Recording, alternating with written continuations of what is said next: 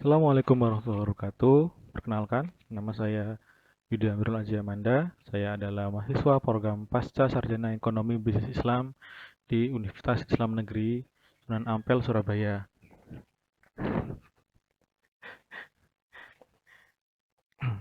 Hari ini saya ingin mempresentasikan tentang pandemi COVID-19 terhadap dampak PHK dan upaya meminimalisir dampaknya. Sebelum itu, kita harus mengetahui dulu apa itu COVID-19. COVID-19 atau coronavirus merupakan keluarga besar virus yang menyebabkan infeksi saluran pernapasan atas, ringan, hingga sedang, seperti penyakit flu.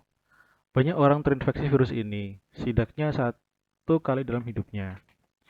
Namun, ada beberapa jenis virus corona juga bisa menimbulkan penyakit yang lebih serius, seperti pneumonia, lalu MERS, dan yang terakhir adalah SARS. Dan selanjutnya, gejala dari coronavirus itu ada 6 gejala. Yang pertama itu adalah sakit kepala, hidung beringus, batuk, sakit tenggorokan, demam, dan merasa tidak enak badan. Maka dari itu, yuk kita menjaga kesehatan kita, menjaga kesehatan tubuh kita dengan cara berolahraga yang teratur dan makan makanan yang bergizi serta yang mengandung vitamin C.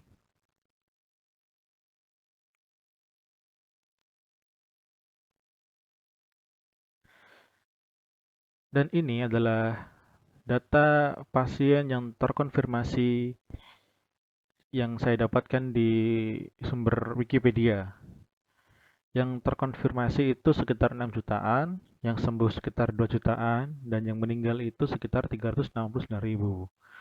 Dan untuk Indonesia sendiri, itu masih berada di bawah Kuwait, dan untuk yang mendominasi di peringkat pertama itu masih diduduki oleh Amerika Serikat. Dan untuk Indonesia sendiri, ini yang saya dapat masih 26.473. Dan sekarang yang terkonfirmasi itu sekitar 30.000. Lalu yang sembuh itu yang ada di data ini sekitar 7.308 dan yang terkonfirmasi itu sekarang itu sudah 9.000 pasien yang sembuh. Lalu yang meninggal itu sekarang sekitar 1.800-an. Lalu bagaimana dampak COVID-19 bagi perekonomian Indonesia?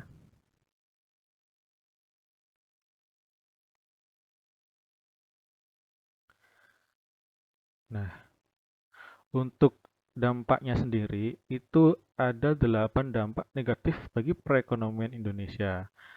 Ya, gara-gara akibat wabah virus corona itu. Jadi, yang pertama itu dari tanggal 11 April lebih dari 1,5 juta karyawan putus kerja atau pemutusan hubungan kerja yaitu PHK dan dirumahkan. Di mana 1,2 juta pekerja itu berasal dari sektor formal, 265.000 dari sektor informal. Lalu yang kedua yaitu untuk data dari PMI, Indonesia di bawah level 51, yakni hanya 45,3 pada Maret 2020. Dan yang ketiga, itu lebih dari 12.703 penerbangan di 15 bandara dibatalkan sepanjang Januari sampai Februari, dengan rincian 11.680 penerbangan domestik dan 1.023 penerbangan internasional. Lalu yang keempat, sekitar 207 miliar kehilangan pendapatan di sektor pelayanan udara, dengan sekitar 48 miliar kehilangan disumbangkan oleh penerbangan dari Cina. Yang kelima, angka turis menurun hingga 6.800 per hari, khususnya turis dari Cina. Lalu yang keenam, Perhimpunan Hotel dan Restoran Indonesia memperkirakan penurunan tingkat okupansi di sekitar 6.000 hotel di Indonesia dengan mencapai dapat mencapai 50%. Ini bisa mempengaruhi turunnya devisa pariwisata lebih dari setengah tahun lalu. Yang ketujuh, impor Indonesia sepanjang Januari hingga Maret tahun 2020 turun menjadi 3,7%. Dan yang kedelapan, inflasi pada bulan Maret 2020 tercatat sebesar 2,96%.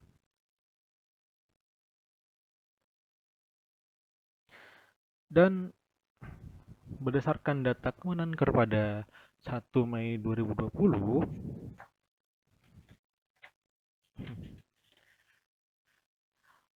itu menerangkan bahwa pekerja sektor formal yang telah dirumahkan akibat pandemi COVID-19 sebanyak 1.032.960.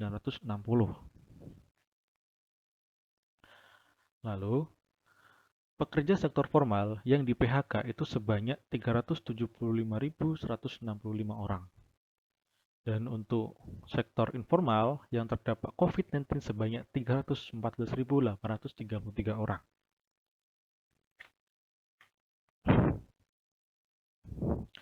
Dan jumlah keseluruhan dari sektor formal dan informal itu sebanyak 1.722.958.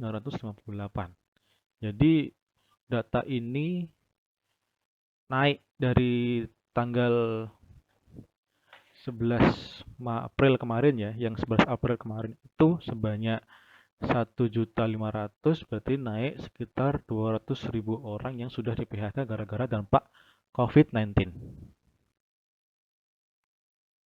Lalu bagaimana ya upaya pemerintah dalam meminimalisir PHK?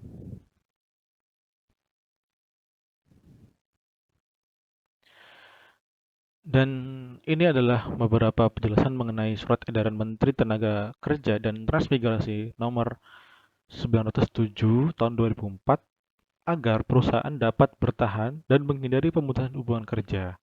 Langkah-langkah yang dapat diterapkan perusahaan yaitu: 1.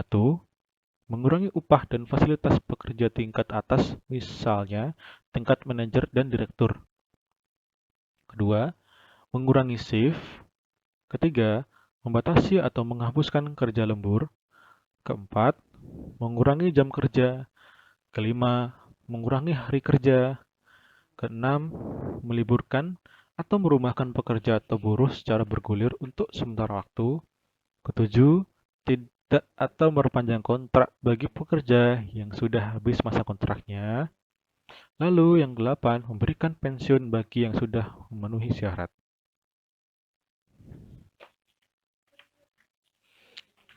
Lalu, pemerintahan Presiden Joko Widodo melakukan berbagai upaya untuk mencegah jumlah pemutusan hubungan kerja atau PHK bisa ditekan di tengah wabahnya virus corona di Indonesia. Kebijakan-kebijakan pun mulai dibuat untuk meringankan beban para pekerja, perusahaan, dan korban PHK perusahaan. Yaitu sebenarnya ada 5 upaya pemerintahan Jokowi untuk selamatkan nasib para pekerja di tengah dampak COVID-19 itu. Yang pertama yaitu adanya kartu prakerja, lalu insentif untuk korban PHK, terbitkan surat utang, insentif untuk pekerja medis, dan yang terakhir adalah upah THR.